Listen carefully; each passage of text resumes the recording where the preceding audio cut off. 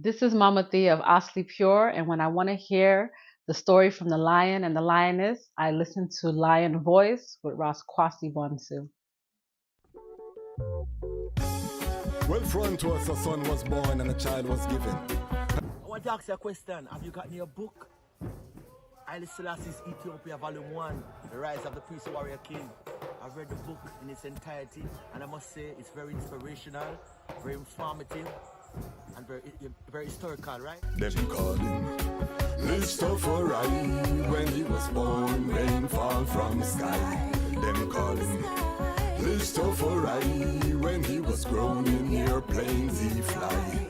They call him Rastafari. Lion break the chain, weep not, don't cry. Them call him Rastafari. Read the Revelation chapter 5 verse 5. Then born near the city of Harar, the inspiration for Bob Marley's guitar. People crowd him like some big superstar. It no matter if England. And I would encourage those ayatas to really, seek your African beauty, your African pride. Mama Baby I said to I in Ethiopia the message that she wanted to give to the ayatas when I and I went to Shashamani in 2009. That message was cover your wool and wear your tall skirts. Yeah, it's a slippery slope. Yes.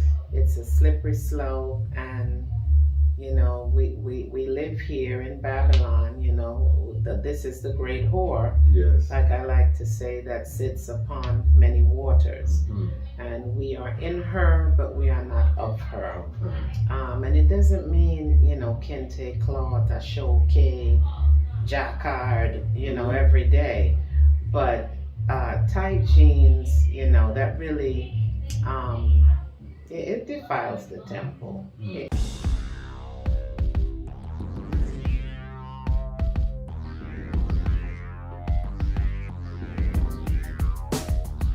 Well, Lion Voice, tell them that's the people first choice. Lion Voice, make the lioness them feel nice. Lion Voice, for the lion cubs we sacrifice. Lion Voice, got to show the people them the life. Lion Voice.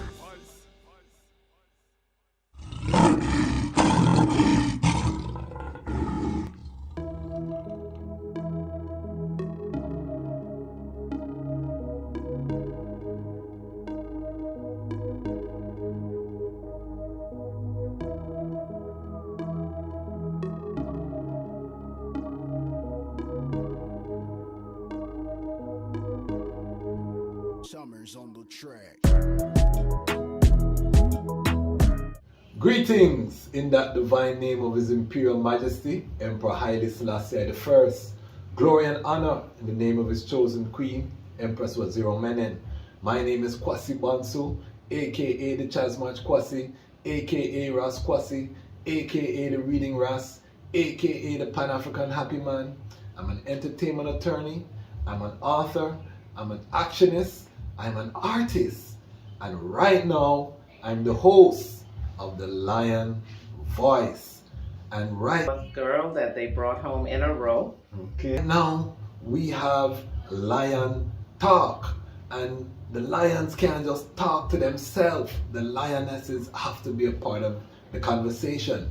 You cannot have a lion pride without the female and the woman aspect. And I told the item I wanted to bring some Rastafari sistren voices, and His Majesty has blessed I today that I have beside I one of the sistren who is frontline, battlefield tested, academically trained, certified in motherhood. Every accolade that you can name, this sistren is an embodiment of the Rastafari woman treading in her highest Iowa. I'm here at her residence today, and it's my great pleasure. The book that I wrote, Haile Selassie's Ethiopia, I cited this sistren work. So what that means? That means she write book before me. So all of these things is such a joy when I welcome to the Lion Talk platform none other than Mama Dr. Wolete Beresford. Greetings, blessings. Give thanks. It's a joy to be here. I am Dr. Wolete Beresford, Sister Wolete, Mama Wolete, and it's a pleasure to be here on this platform, The Lion's Voice. I am very proud of the work that Dejazmatch Kwasi is doing. And I have to tell I own stories and record I story. And, you know, that way there is no chance of our stories being told incorrectly. So give thanks for this platform and give thanks for hosting I. Yes, and what I want to do with the Lion Talk is again to tell a story. And there are a lot of young sistren who might cite up Rastafari and may think there's no path for I, you know. Yes. Other than the artists, the musicians, you know, you have a few Rastafari sistren who are musicians. You don't really hear from the Rastafari sistren. Yes.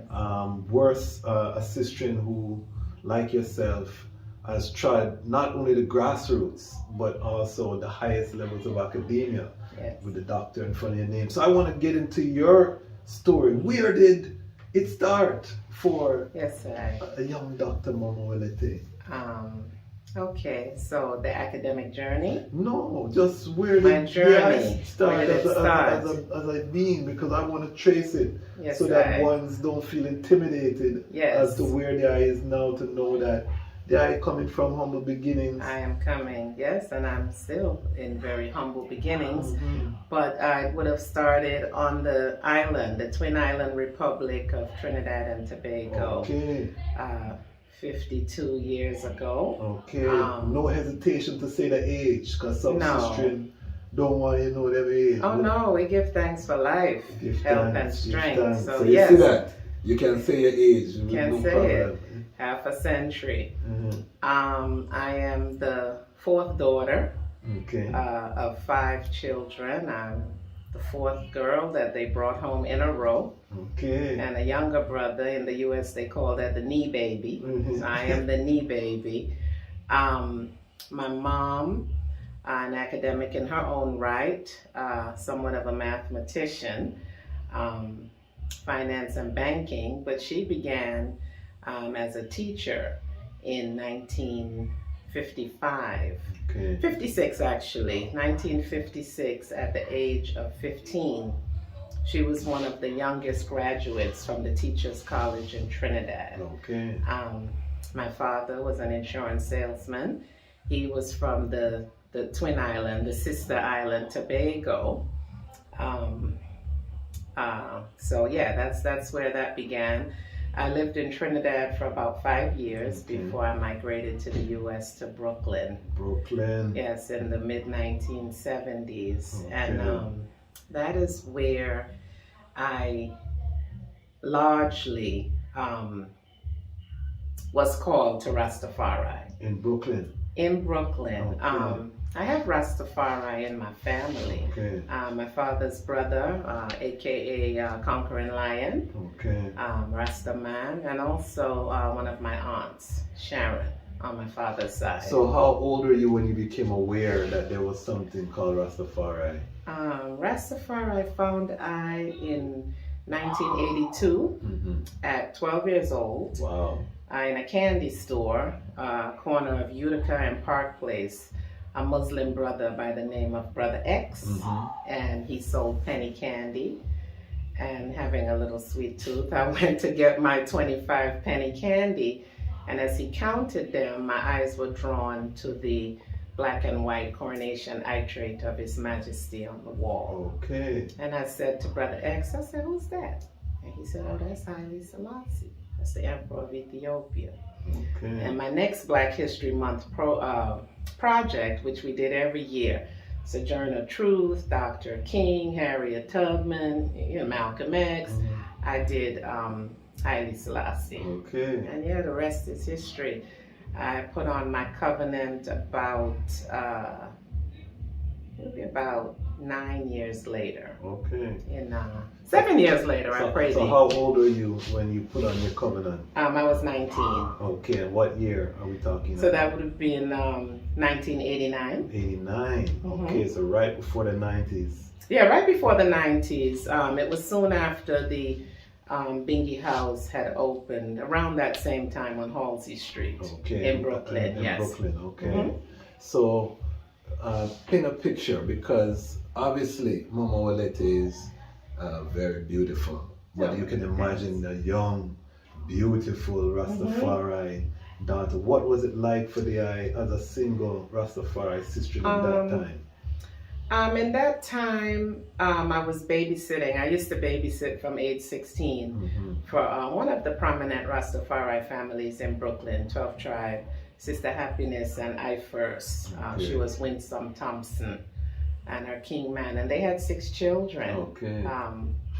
They had, who was it, Rasa Yonda, Negesti, Semilia, Shadrach, Meshach, and Katina. And they were very big. They were really close friends with Sister Carol. I knew Sister Carol in those times. I was 16. Rasdino, her king man. Liquor John. All of the ones, they were part of Jalife Records. Right, they were part of Jalife Records.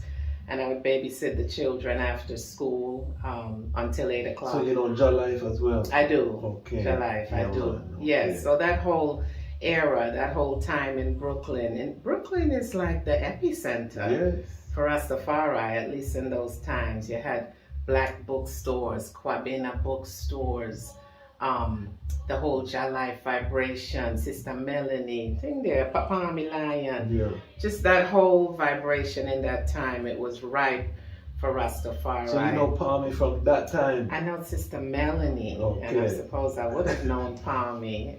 He would have been right there. But Vital Forward, you know, I became an idolist in 1986. Wow. At so 16. before there was no vegan? Before there was no vegan, there was IDOR. Give thanks, right. give thanks. So just, you know, moving in those circles and having gotten the knowledge about His Majesty, you know, we were raised Anglican. Every Sunday we knew where we had to be. We had special clothing, church clothing, Sunday clothes. Easter was a big deal with Easter bonnets and all sorts of stuff. But I really just got that knowledge, and right away Rastafari called and I answered the call. Wow. And at this time, what were you working? Were you? When I put on my covenant, I was at university. I was Medgar College in Brooklyn, which is part of the City University of New York schools. So I was a freshman, pretty much a freshman at Medgar Evers, and there were lots of Rastafari. I was going to ask. Yes, this Ras Tafari from New York was one of my classmates. He actually he holds his Bachelor of Science in Environmental Science, and he and I were at university together. Bingy Firm was at the university at that time. I was there, and many other Rastafari. So there was a Rastafari vibration on campus. Yes, for the Caribbean Club. A lot of I-niversal, Raja, Ija Selassie, quite a few of I. These are the days of Malcolm X's his queen, Dr. Betty Shabazz. Betty Shabazz was on campus during those during those times. Sister Bandele. Yes, it was just a mighty time. This is what year? This would be 1989. 1989. Ras's Abadawa bookstore.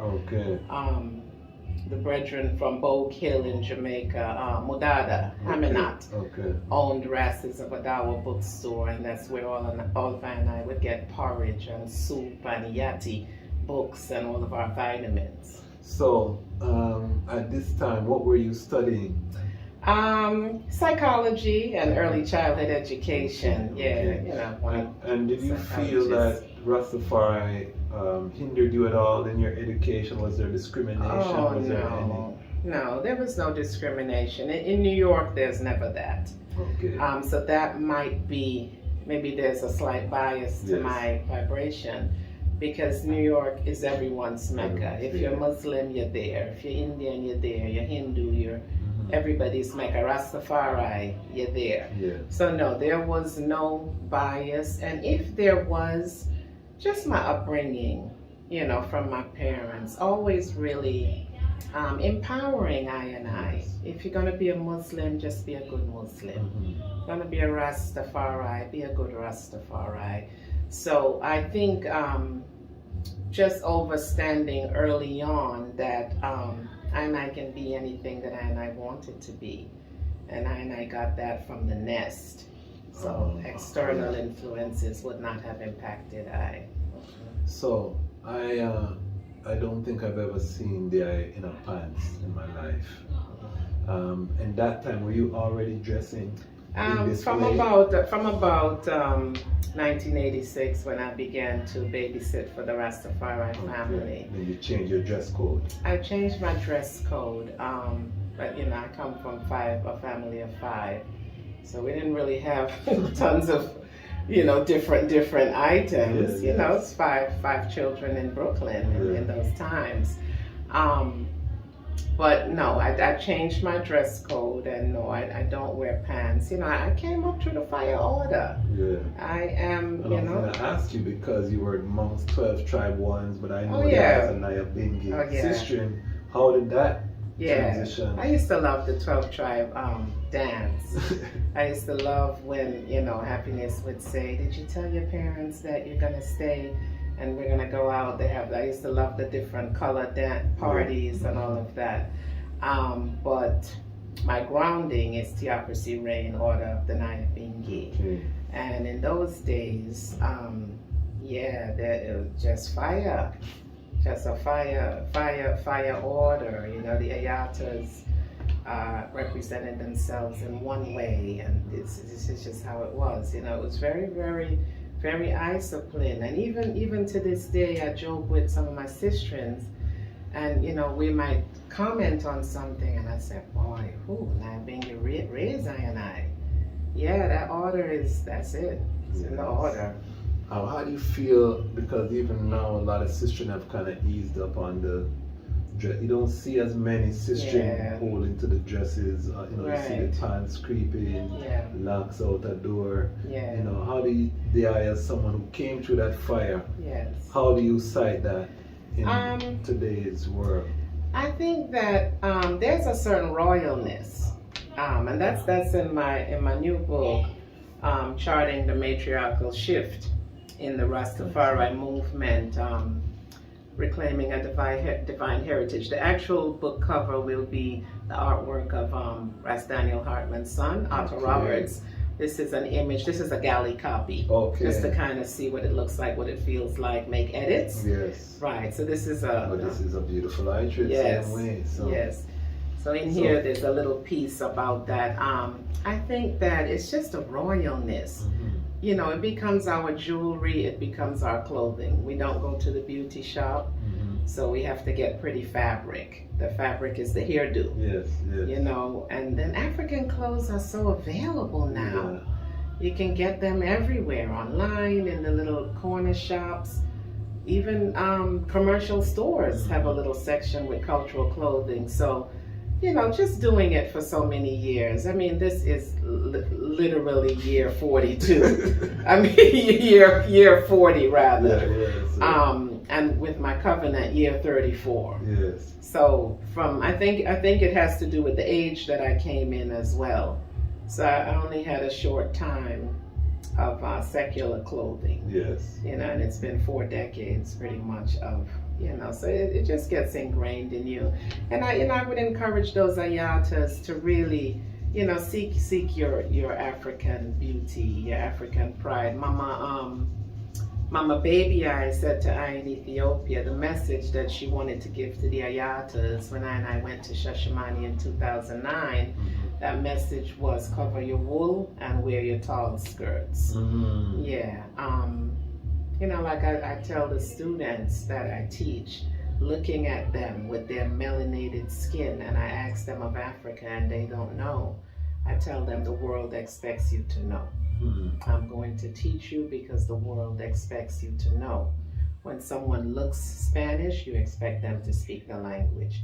They look Asian, you expect them to speak those languages. You look African, I expect you to look African. The world expects that, they think that that's who you are. That's who you are. All right. So you were explaining about, keeping your covenant covered. I want to make sure we define these terms because not all of our viewers will be Rastafari. Some of the Lion Pride is going to be just our regular brethren and sistren. So can you just define what you mean by covenant? Right. So when I Rastafari say covenant, I are talking about our locks, putting on our locks, growing our locks. The terminology covenant is attributed to the locks or the nati because it is a covenant that I take of a prophecy from the Bible, yes. Numbers 6. To put on that covenant, it's the vow of the Nazarite. Mm-hmm. It is the no eating of the vine food, and I really start out fiery with that, and I burn cucumber, pumpkin, tomato, grapes, all of the vine raisins, in those early Iowa, all of those vine foods, and no razor shall come upon I head, and just the full vow, the full vow. If someone transitions or dies suddenly before you, you must, how much of a turtle dove and mar or trim, and right. So it's that vow. It's that vow, the vow that comes with the Rastafari liberty, especially within the theocracy reign order of the Nyabinghi. I know a lot of ones, would say that they've evolved from that, from the Nazarite to the Melchizedek order, where they may still eat the vine food, and they're not going to trim a dead body, yes. Because they're saying now that Melchizedek was before the Nazarite vow, which come out of the Levitical priesthood. Yes. And the Nazarite vow would tell you to trim after a certain amount of time and certain things. So, because I also, when I first came in, was under that order in terms of the vine food. We gave it up for a little while. Yes. But now, I do love tomato, cucumber, all of them things that we eat them. Yes. But I give thanks, and I think that speaks to the training that I received as a young sistren, and we were talking about the dress code, because many millennial Rastafari sistren, they go back and forth between the royal to, you might see them in a tight jeans pants, you might see them in, so are we in danger of losing our that royal identity? I don't think it's in danger. I think it's innate. It's in I, but I must call it does. And I know the physique of the woman, with her birthing hips and her beautiful self, and that beauty it's reserved for a king man. It's reserved for her own self and her own glory. Really is not just open and free to John public. So I think that the donning the I self in garb that really accentuates that beauty and makes it beautiful and glorious. I think that's the heights that I need to really explore as Rastafari women and as African women. And one of the things that I love is that when I went to Africa and you're moving through Ghana, a certain place, you can't even tell who's Rastafari or sistren from not, because you see that this is really our culture. Yes. So you will see women with their head wrapped, dressed just like they are with no locks. These are just the regular African women from the town, from the village, from wherever, and this is just how we live. And you see that Rastafari is not reinventing the wheel there. No. We are just reclaiming the tradition. Yeah. So we don't need all of the nakedness. I'm glad you said it, because if I say it, I will get cancelled. They will try cancel I, but they can't cancel Rastafari. I'd like to expound a little to say that, and I came from the time of riding our bicycles with long skirts, exercising and doing yoga with long skirts.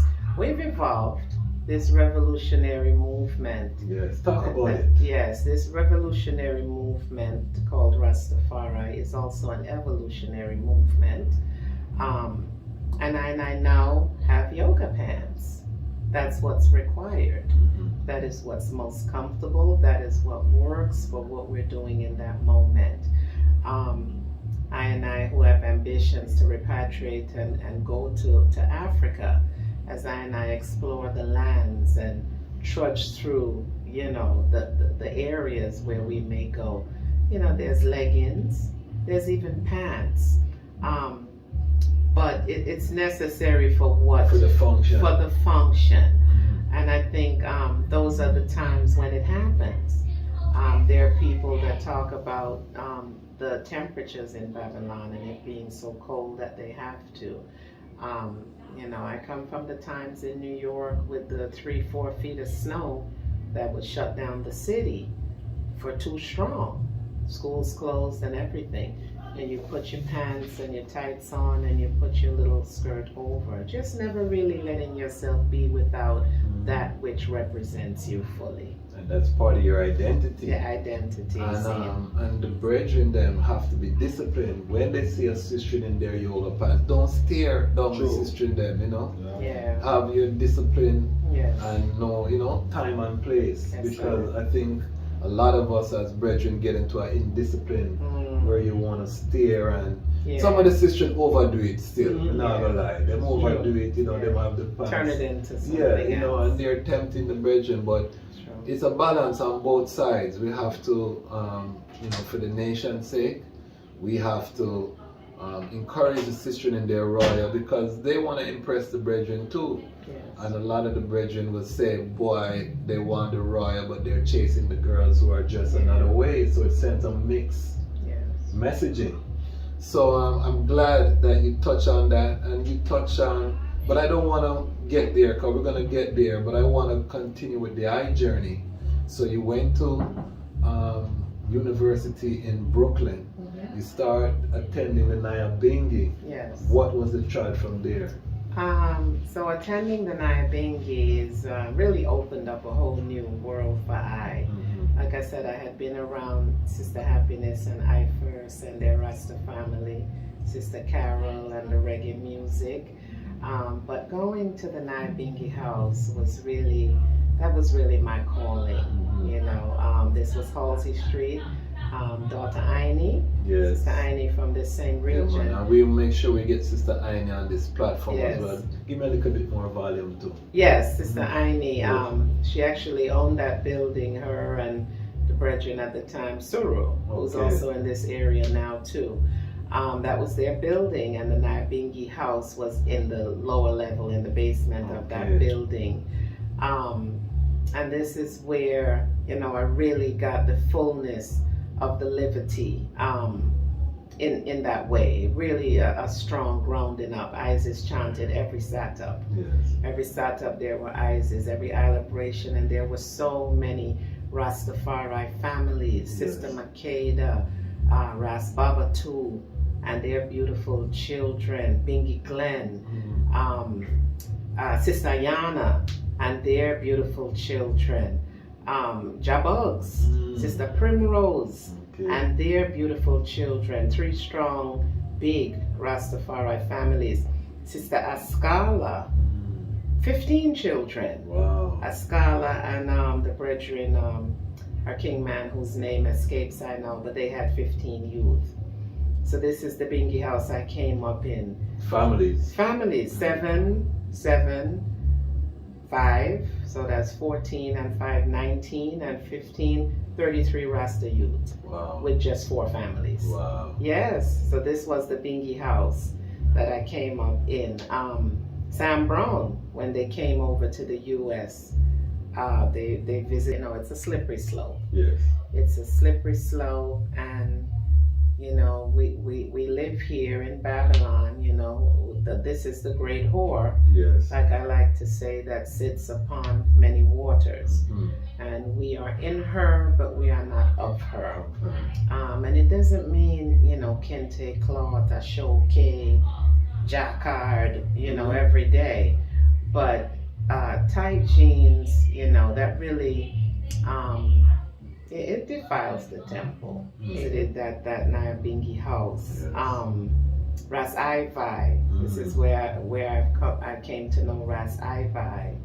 And all of those ones. It was just very mighty.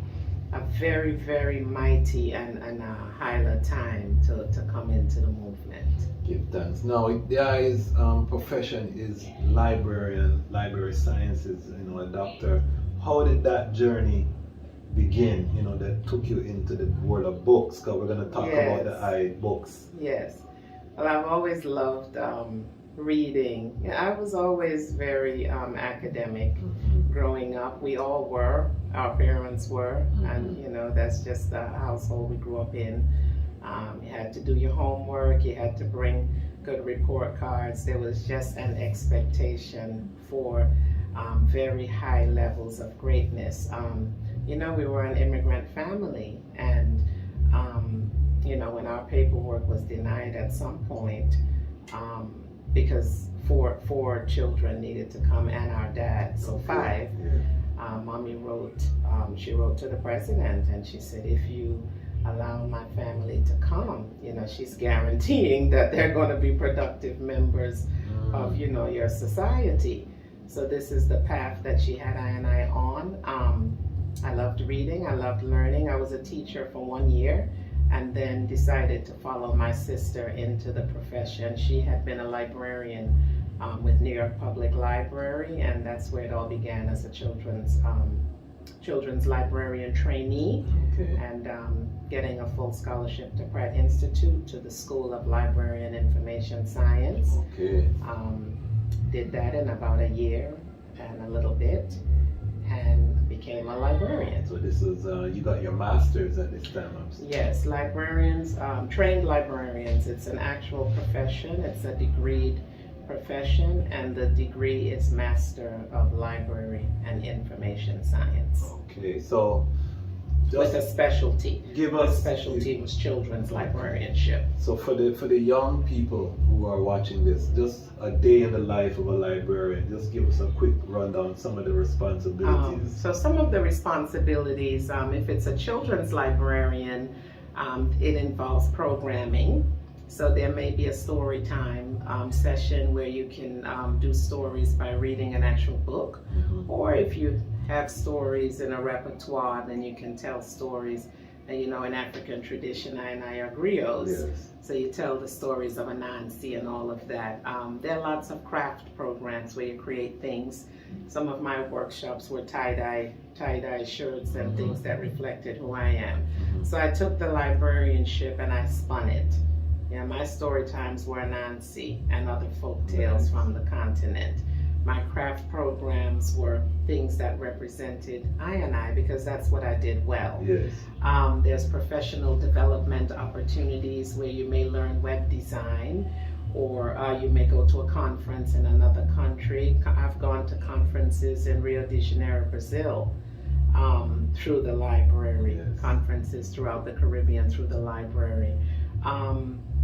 There would be collection development where you do gap analysis for your collection. You look for holes in the collection, meaning places where you don't have enough resources, where there's a dearth of information there, and those are the titles or the areas that you write down to purchase and to fill those gaps to make the collection wholesome. Lots of communication. You go out, you meet the public. You know, there may be challenges with people owing money for resources. Nowadays, everything just gets waived. You know, there's so much money out there. But in those days, people would negotiate the fine process. You know, we owe $20. We don't want our privileges revoked. What can you do for me? You negotiate, pay 10, we'll clean the other 10. You know, you get a fresh start. It's called a fresh start. So things like that, that's what librarians did. That's in the public library on the children's side. In the academic library, then you have lots more research. You know, that's usually graduate students or even undergrad. And they're coming in and they need research, they need references, they need sources, they want to know how to cite the sources. They don't want to just use Google or Wikipedia. They want print material or databases. So then you have to know that side of the research. Maybe copyright. Maybe they're writing a book. They want to know how, how does copyright work? How do we get an ISBN number? So it gets much more involved, and that's on the university level. University side. So take us into your first book. What was this book here? All right, so the first book, Guragi, as in the Guragi people of Ethiopia, the story of a Wollo princess, Yeshimabet Ali Abba Jifar, and Princess Yeshimabet, give her right title, is the mother of Haile Selassie I and the wife of Ras Makonnen. Crystal cover too. This is a new printing of it. Yes. The artwork is the same. This is the work of a Ras Tafari brethren in the Baltimore, Maryland area, Ras Tafari. And it represents image of Yeshimabet and her 9 children, of which Haile Selassie was the only child that survived. And her 10th child was why she transitioned from this realm. The impetus for this book, I should say, happened in 2013, one morning when I was on my way to work, leaving the Maryland area and heading into DC. As I drove on the Beltway, which is a prominent highway in this area, I was giving ISIS. I had spoken to myself. I said, self, every morning, give thanks for life, a quick 2-second. And I started using the hour commute or 45-minute commute to work to give ISIS. And as I gave ISIS, I heard the message in my heavens. It wasn't audible. Anyone in the car would not have heard, but I heard it in my irids as I looked at the night turn to day.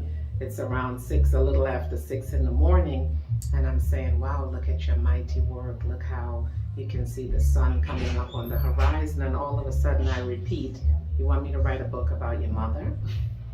And I said, okay. And this was in 2013. I wrote this in 2019, so it took about 6 years for I to answer it. The research for this book took I to from Addis Ababa on the small plane to Kombolcha Airport, and then on the Bachat to another hour to Desi, and from Desi 3.5 hours to the Wollo region, which is the region of Yeshimabet Ali Abba Jifar. And in this book, I document as much as I was able to find on her. Her kindness, her beauty, how much she was really loved by Ras Makonnen and adored by Ras Makonnen, and her history. And she comes from part Guragi and part Amhara. So continue about the book. Yes, so Princess Yeshimabet, she actually grew in the household of royalty. Yes. Her mother, whose name escapes me, but it's in here definitely, please forgive my 52-year-old brain. But her mother was the wife of Ras Dargay. Ras Dargay was the son of Haile Selassie. And Ras Dargay is also the brother of Tananawur, Haile Selassie, who is Ras Makonnen's mother. So Ras Dargay, which is Ras Makonnen's uncle, was married to Yeshimabet's mother. Yes. And of course, Ras Dargay is the son of the king of Showa, Haile Selassie, right? So Yeshimabet grew in the household of the ruling family of the region at that time. So she was Princess Yeshimabet, and at 12 years old, she was given by Ras Dargay, who would have been her stepfather. He gave her to his cousin, Because remember, he's the sister of Tanana who is Ras Makan. His nephew, not his cousin, his nephew, I pray thee. Yeah. He gave her to his nephew at 12 years old, which is Ras Makonnen, Yes. to be his wife. So she grew in the royal family of the ruling family And at these that time. details are in the book. I cited it in my book. So in my book, I talk about this very same history.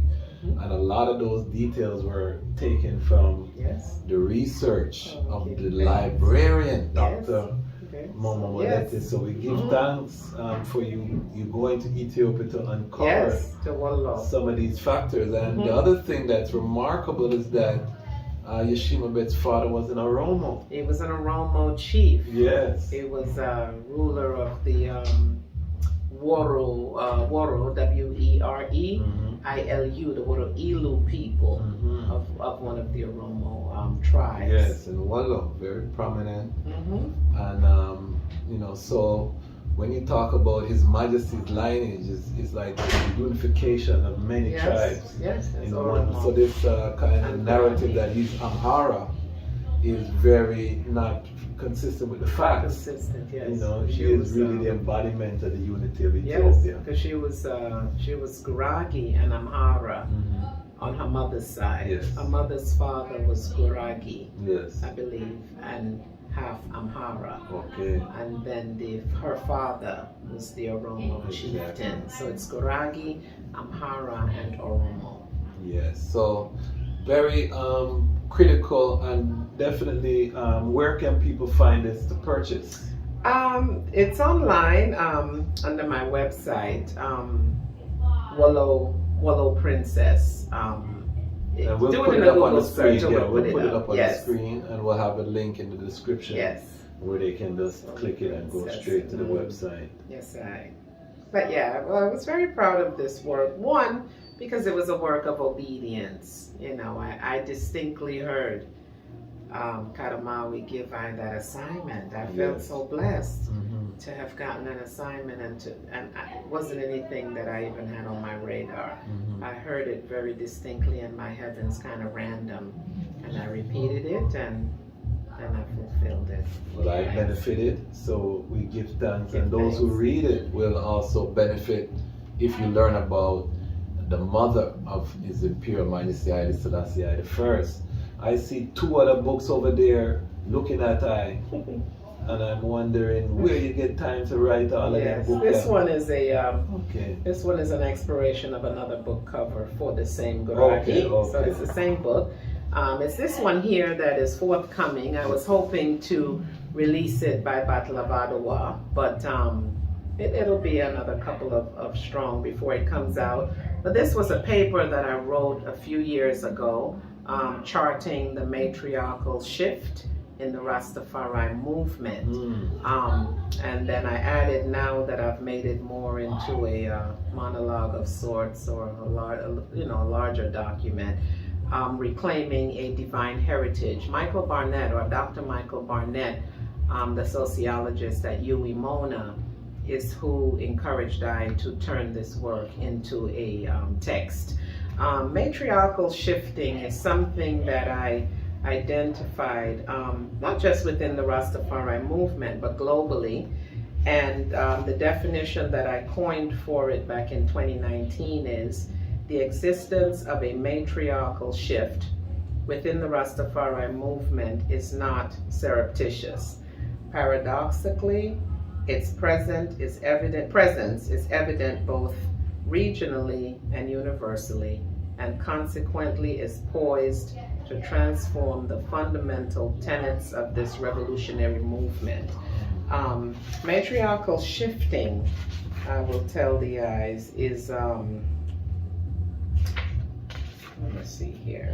And this is important, because on my channel I'm very big on the Rastafari man standard, because I feel like the Rastafari man them get too loosey-goosey, and we need to step up to provide that leadership. But the eye is also saying that the sistren them now are going through a shift, so I want to get that perspective. So the perspective for matriarchal shifting is the Rastafari woman is transformed. Her new consciousness.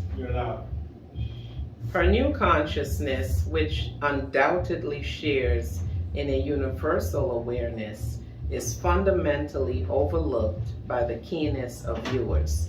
This contemporary positioning is void of title in most instances, yet by default, her trajectory is being experienced by women globally. Humanity is remembering the ancient tradition of honor thy mother, and she too is honoring herself. So this somewhat oxymoronically glaring, nonetheless subtle observation is what I've dubbed the matriarchal shift. It summarizes a noted alteration in gender roles as presented within contemporary societal norms when juxtaposed with ancient Kushite kinship. So it really, it just really looks at what society says women are in contemporary terms, and it's not specifically this book documents the journey of the Rastafari woman and her shifting, but there's a global shifting. I mean, in the United States, there's Kamala Harris as a VP. So that's a sign of shifting. Shifting began many moons ago. Empress Taitu is an example of shifting, but I look at shifting now as it's happening so globally and so vast and so broad. We're just seeing women, elevating and rising in their divinity in all of these different roles, and it can't even really be stayed. It's like the earth is propelling her to that ancient glory. So I juxtapose that with ancient Kushite kinship. Okay, Yes. so go a little bit deeper because I don't know much about ancient Kushite kinship. Okay. How does that relate to women taking a more prominent place in the workforce? I'm assuming you guys talking about women working more out there. Women working out there, also just the way that women within the Rastafari movement, I look at the divinity of Empress Menin Asfa, and I know that one say, well, how is that possible? Well, it's possible when I go forward to Kush and think of the goddesses and the queens and the Kandakis, the women that were risen to divine status, who at one point were mere women. Rastafari, within I liberty, and I give Isis to Kadamawi Haile Selassie I. And I know of the many different mansions within the liberty. Some who says it's the returned Messiah. It's Christ, that was crucified, and on the third day he rose again and ascended into heaven. And this is him that has come forward in another dispensation in Kadamawi Haile Selassie I, and he sealed up the throne of David. Others say there's none before, none after. This is the Almighty from such time. It's the same Irid coming through all the different dispensations, the one Kadamawi Haile Selassie I. I say, if there is a job, and this is what I say within Rastafari, I hail a living job. Those of I that do honor Kadamawi in that way, hail a living job that walked the earth, walk around in this time in man, in flesh, God in flesh, right? And I say, if there's that Jah, and this is divinity, man in flesh, there's that balance that sits next to him at coronation. And I look at the history of Empress Wazero Menin Asfa and trace it not just to Muhammad, but trace it forward through her Oromo line. Oromo is the same line as Kushite.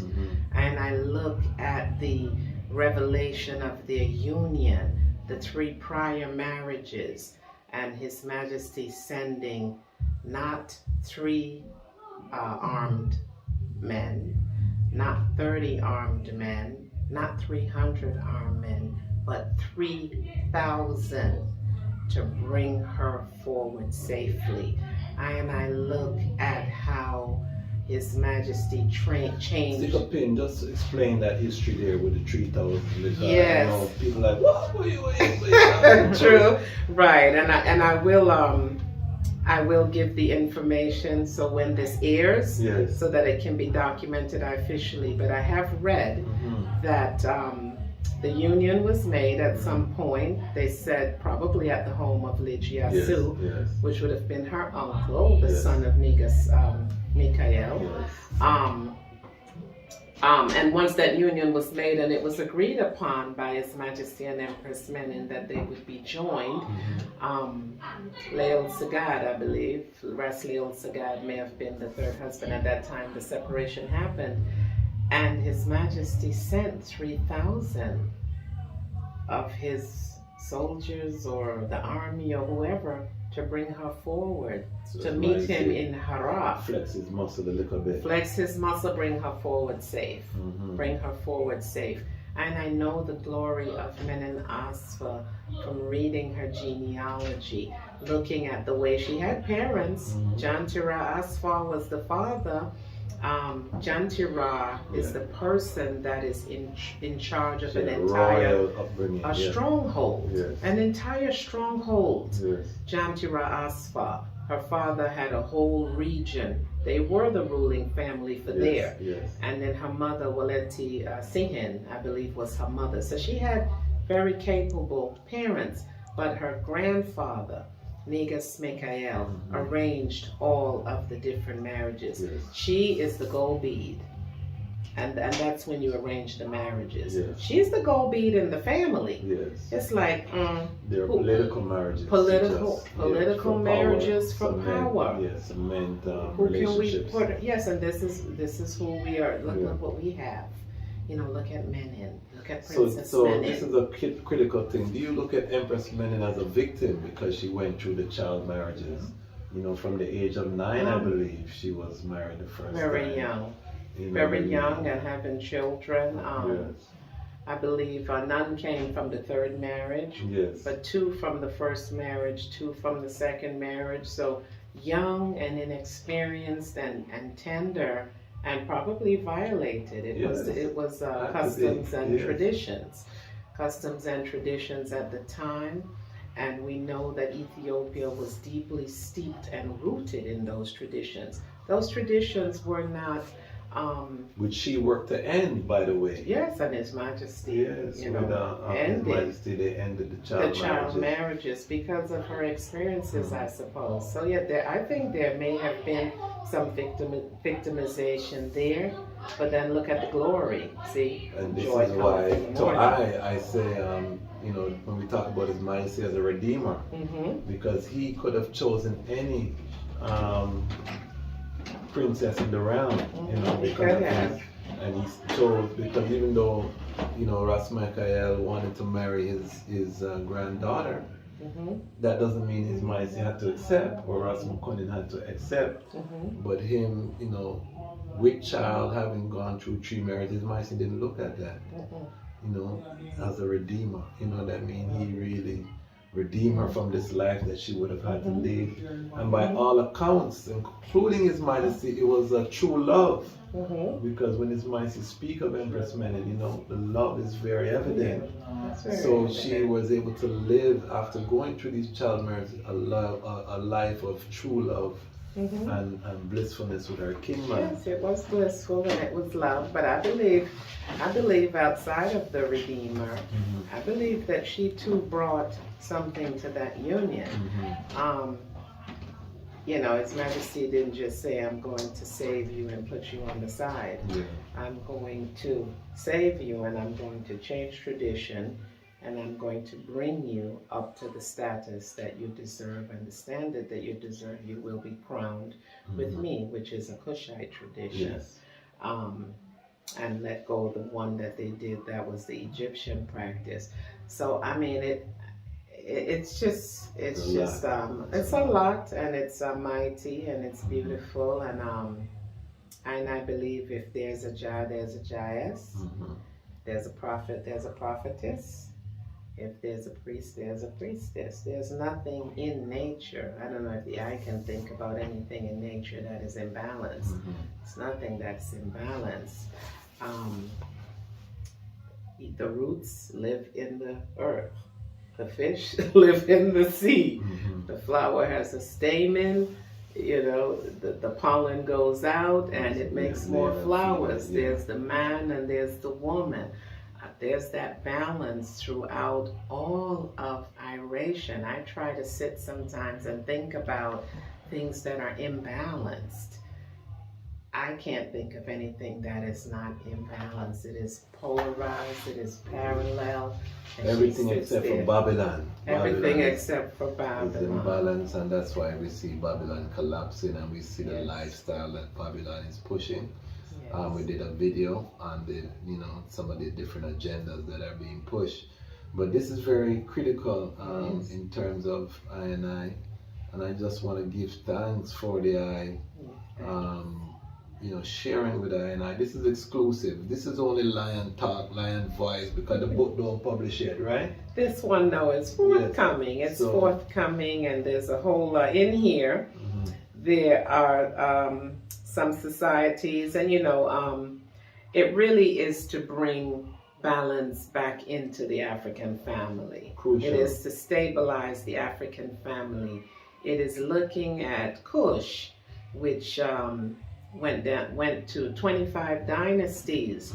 The dynasty, 25th dynasty with Taharqa, right? All the way from the beginning, 1,400 years of rulers in Kush.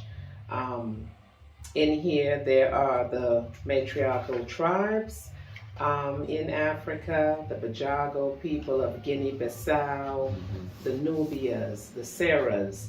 And I also have signs of matriarchal shifting. There's Mama Faya with the Nyabinghi tabernacle, though Papa Faya is there as well. And I know Mama Faya is on the battlefield for many, many years doing that work. Also in here, there is the Sick Be Nourished project. At the helm is Empress Aditu, and this is in London in UK. Sick Be Nourished, which is a sister project almost to the IDOR project, the Elders Medical Project in Shashamani. I have a little bit on my own leadership in IDOR as the first woman president in IDOR. There's a little bit there. That's a sign of shifting. Chairperson, yes. I have Rastafari woman as living sanctuaries. One can say some of it is really stretching, but I have in here Blue Fire, Rasta's Jazanai's work, the Ascension of Jayas, and also Roaring Lionesses, Rastafari Woman's Journey of Self-Liberation. I have in here Ma Ashanti. I have Mama Baby I. There's Ma Ashanti now gone on to another realm. And my ancestor. She's in here in the early hour coming out of her professional career, right? And answering the call of Rastafari and being that beautiful spirited voice, chanting Isis. I have Nana Farika Barhani. And in here, I have her entire bio, her work in journalism, her Pan-African work, her work with poetry, and I matriarch who lives here in this region with I and I. Baby I. Mama Baby I is in there. Empress of Zion. Empress of Zion. Early signs of shifting. Queen Mother Moses, Sister June, and those Ayatas in that early time. I have Babetta Christian, our brethren who's now an ancestor as well, Santa Fox, from the Church of Haile Selassie I in Brooklyn. And in here, I document the Daughters of Zion which would be a woman's group within that church. And they're saying today the daughters of Zion need to take an active part in the development of the Rastafarian community. We should follow the footsteps of our women, like the Queen of Sheba and Empress Menen Asfa and Sarah. Our children need an example to follow. Let us be that example for them and the future generation of daughters to come. And this is the Church of Haile Selassie, the Daughters of Zion, and that was 1994. Okay. Yeah, that church on Gates Avenue in Brooklyn. So this is something that's been happening for some time. For a long time, the shifting, yes. But so sometimes you see changes, right? So you can say, oh, but that was happening then, and it was happening then, but it was one. It was the Church of Haile Selassie. It was Sister Ascala and her king man with the Jahog books. Yes. And that was one. And then you have Anana Faraika. All of those Ayatas. We have Mama Faya born into Rastafari, maybe 70 years, right? The daughter of David Wolf, niece of Ras Solomon, Papa Salah Wolf. So there's one. But when I say the shift, it's like you go to Jamaica, and this is happening. You're in Trinidad and this is happening. Just daughters just everywhere, women everywhere, all sorts of things. Let me that's ask why I this point controversial question. Are the daughters rising, or are the brethren just not doing what them to do? It's a little bit of both. It's a little bit of both. I think that there is a lackadaisical and a relaxed energy. The mamas are so strong. Well, I think the women don't have a choice. If you have a baby to take care of, you have children to. Yes. You don't have the luxury. You don't have the luxury of not being on strong. top of things. And I think a lot of our brethren, they're juggling multiple families too, and they're not as sharp in terms of the nation building that needs to happen. But that being said, I see brethren, rising, and this is what, part of why I even started this channel is because the brethren who are doing the works, most of I historically have been very quiet. You were just quiet doing the work, and we don't talk in the public, which humility don't serve us, because then that story is not going out there, and then you're only seeing the artists who are, Hennessy and them do something where it don't make no sense to Rastafari. They're not seeing the family man. I'm gonna have to big up my brethren Ras Beckham, who is here, Mama Wolete Kingman, who is also an artist, but taking care of his family and dealing with family life. So there are brethren who are doing works, and I think a lot of time we don't highlight those brethren. So this is why I really create this platform as well. Because those brethren have to link up with the sistren who are doing the work, and we have to put this, because as you say, there has to be the balance. We can't do it. The sistren them can't do it by themselves, the brethren them can't do it by themselves. So we have to come together and weed out the talkers and the ones who are not, because we spend a lot of time talking or worrying about what ones are not doing. Right. And I think that with IDOR, and we're gonna have to cut this interview short because there's no inter-reasoning in Mount Zion. I don't touch on IDOR works. I don't touch on your travels. This is not someone. Yeah, we're gonna do a part 2 because this is not someone that sit down in America and wonder. She's been all over Africa. There's so much tradition. We barely touch the surface of the I works, but I want just the audience to just see, and this is going to air during March, which is Women History Month. So I wanted to get some powerful sistren that the family could see on this platform, that it's not just lion talk where we just talk to beer man. No, we're not in that. This is a nation building platform. So, as we seal, I just want to first big up the Lion Pride, Patreon Pride, who have been supporting the platform. I want to big up all of the people who subscribe to the YouTube channel. If you subscribe, you're part of the Lion Pride. Thank you. Big up. We're going to take this, to thousands and tens of thousands of people, because Rastafari, we need our own platform. We don't want to have to go and check our next man to get out our messaging. YouTube is the #2 search engine in the world, and so we want to make sure that we're on the platform being represented. When people are searching for Rastafari woman, they can see the representation of one's light, the I, who historically you probably wouldn't be on many platforms because you're not doing radio promo and all of these things. You're not on a stage, but you're frontline as any Rastafari sistren that I know in the chart. So final words, what are your songs? What do you want to share, particularly with the young sistren coming up?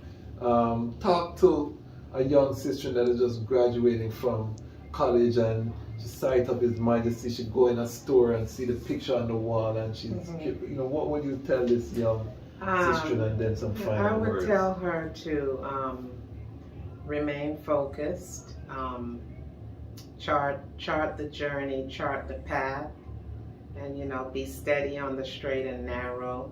Know that you can be anything you want to be. You know, we know that Babylon is the mark of the beast. You know, this is where many of I make our living. But know that I are just passing through. You know, this world is not I own, and you're really here to get the resources, benefit from what is being offered.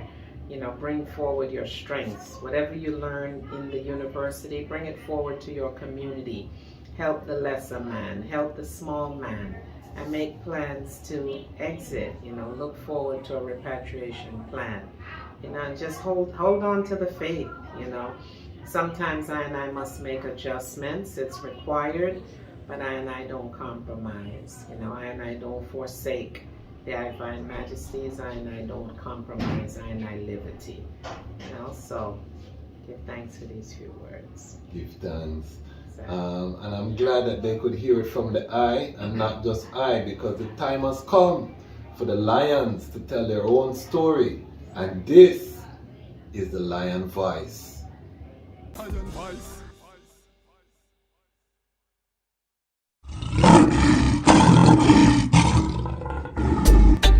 Yeah, Rastafari, Emperor Haile Selassie the First. Tell the people about embarrassment. Well, even if the stars they fall and the moon turn into blood, but to the coming war we stand tall. I will shower you with my love, and even when the people start ball, cause they see the city streets them flood. But when the hurricane blow down their wall, I'll be by your side and me now but think I found the love of a lifetime. I love you every day or the night time. Almighty, I made your light shine, and unto I, your love was a lifeline. Think I found the love of a lifetime. I love you every day or the night time. Almighty, I made your light shine, and unto I, that light was a lifeline. It seems like the world is upside down. I will never hide, I'd rather stand my ground. Lion of Judah blessed with the triple crown. Can't come fool I with no circus clown. Now fear no hurricane or the cyclone. Respect for Mama Earth with that embedded on me bone. That's why I will never leave you alone. Protect you from harm when the alarm sound. So even when the stars they fall and the moon turn into blood, to the coming war we stand tall. I will shower you with my love, and even when the people start ball, when they see their city streets them flood, when the hurricane blow down our wall, I'll be by your side and me not budge. Think I found the love of a lifetime. I love you every day or the night time. The Almighty, I made your light shine, and unto I, your light was a lifeline. I think I found